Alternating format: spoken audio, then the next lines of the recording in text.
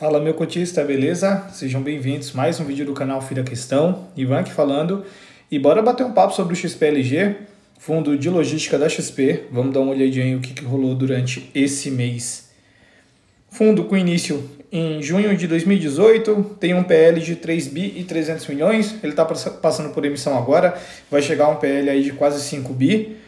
Tem aí sua taxa de administração, tem taxa de performance também. Cota mercado hoje está subindo 0,85, está em 101,96. O mercado como um todo está subindo bem, né? Uma coisinha ou outra aqui a gente vê que está caindo. Voltando para o relatório. Deixa eu ir marcando aqui. Pronto. No mês foi declarada uma distribuição de 82 centavos, é o que ele já vem pagando, né? Dá um dividendo anualizado de 9,66%. E ele possui um resultado aí, né, de uma reserva no montante de 2,69. Eu já expliquei aqui essa mecânica para vocês. Ele não está disponível dentro do XPLG mesmo, ele está disponível isso aqui dentro de um fundo imobiliário que todas as cotas são do XPLG. E aí, conforme o tempo vai passando, ele vai fazendo como se fosse um resgate, é como se fosse uma poupança dele ali. Ele vai tirando ali e vai pagando. Porque se for para dentro do fundo, ele precisa entregar pelo menos 95% dentro do corrente semestre. Então ele fez essa mecânica aí, né? Já expliquei para vocês em alguns vídeos mais atrás. Seguindo aqui, nesse mês aí, uma inadimplência de 6,3% da receita de locação, né? Relacionada a 4 locatários. Se eu não me engano, essa é a segunda vez em 4 meses, sei lá. Eu acho que no mês passado não teve, no mês atrasado teve uma inadimplência. Eu acho que, se eu não me engano, foi mais ou menos nessa faixa aqui de 6% do PL e 4 locatários. Talvez sejam os mesmos locatários, só que ele não fala quem é o locatário, né? Mas talvez seja ele mesmo aí, ó. É a segunda vez que tá dando um problema, né? Então, a inadimplência de 6,3% aí no mês. A gestora adotou as medidas cabíveis e está em tratativas com os respectivos locatários para recebimento no menor prazo possível, tendo sinalização positiva de 4,9% desses 6,3% poderão ser quitados ainda na próxima semana. Conforme o anúncio do início divulgado no dia 7/10, a 8ª emissão de cotas, né, em um montante inicial de 1 bilhão e 100 milhões, segue em andamento e tem previsão de ser concluída em breve. Conforme avança na transação descrita no parágrafo abaixo, no dia 28/10/25 foi divulgado o encerramento do exercício de direito de preferência, com captação de aproximadamente 1,6 milhões.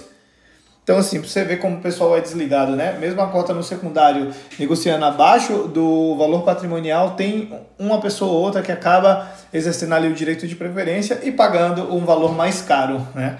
É engraçado isso. Seguindo aqui, ele fala das diligências, né? Para aquisição do RBRL e do RDLI. 1,5 bi, né, que é o que vai somar aqui a esse PL, que vai chegar a quase 5 bi. Tá tudo em tratativa, tá correndo, né? Por fim, em relação a áreas vagas, a gestora segue na prospecção de novos locatários, em conjunto com parceiros estratégicos, mas nada de novidade. E aqui o seguinte, em outubro, quanto que ele gerou de receita, o quanto que gerou de despesas, o resultado de 25 milhões, quanto que ele pagou de 25 milhões aqui também.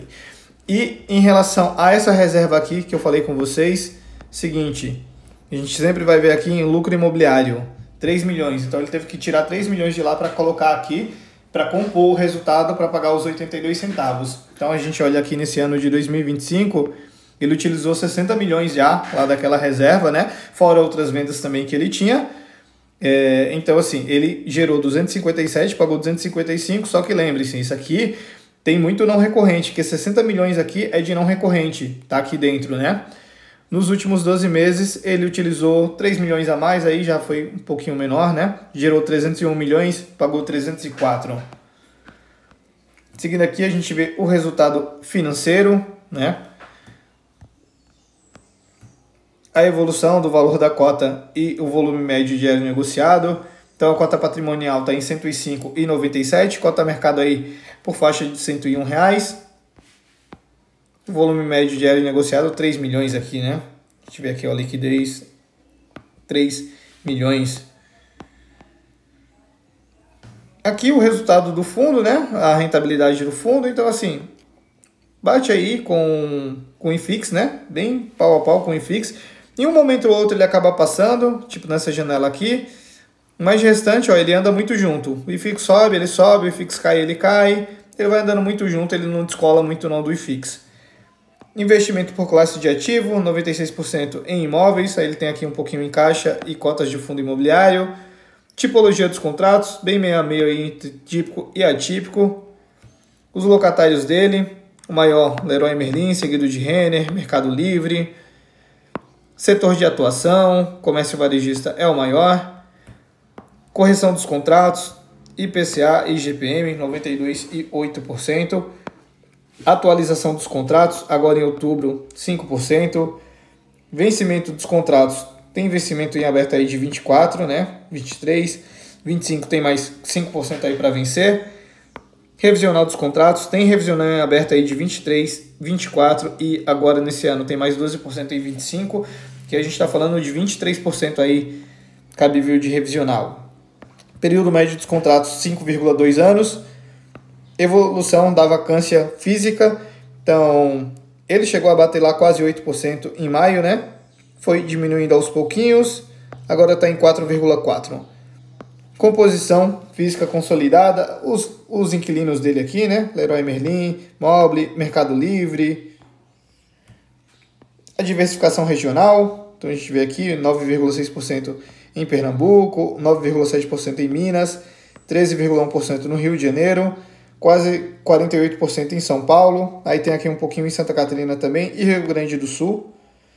No total aqui são 18 condomínios, são 175 módulos, área construída 1.030.000 metros quadrados, número de locatários 74, a inadimplência 6,3, vacância física e financeira em 4,4. Aqui a gente vê todos os ativos dele, alguns ativos têm certificação. Aqui todos os contratos, tem todas as informações aqui, setor de atuação, tipo de contrato, mês de correção monetária, indexador, o vencimento do contrato, o quanto representa da ABL. Bem interessante aqui essa tabela dele. Aqui, as contas a pagar, ele tem aí 340 milhões para pagar, CDI mais 1,75, IPCA mais 7,25, CDI mais 2,70, bem carinho essa aqui, são 65 milhões. Aí tem uma corrigida da CDI e outra a IPCA. Temos aqui o cronograma de desembolsos. Isso aqui é para esse ano de 2025, né? Então ele tem 98 milhões em caixa. Tem aqui algumas aquisições para pagar. Tem também umas parcelas para receber. E aqui ele vai terminar o caixa de 2025 com exatamente os 98 milhões que ele tem. E assim, pessoal, é isso. Mais um mês de XPLG. O destaque aqui fica por conta da inadimplência, né? É a segunda vez aí que a gente vê em menos de 4 meses. E eu acredito que sejam os mesmos locatários, né? Ele não abre qual que é o locatário, mas acredito que sejam os mesmos, porque da outra vez foi mais ou menos esse percentual, e se eu não me engano também foram 4 locatários, então acredito que sejam os mesmos. É ficar de olho, né? Porque assim, tá acontecendo com uma frequência grande até, né? Se a gente pegar em 4 meses aconteceu 2 vezes, 50% do tempo. Então é ficar de olho, qualquer novidade a gente vai trazendo aqui, tá? Então se gostou, deixa o like, se gostou mais ainda, se inscreve no canal, ativa o sininho, compartilha com os amigos, segue lá no Instagram também, @FilhaQuestão. E é isso, galera, valeu!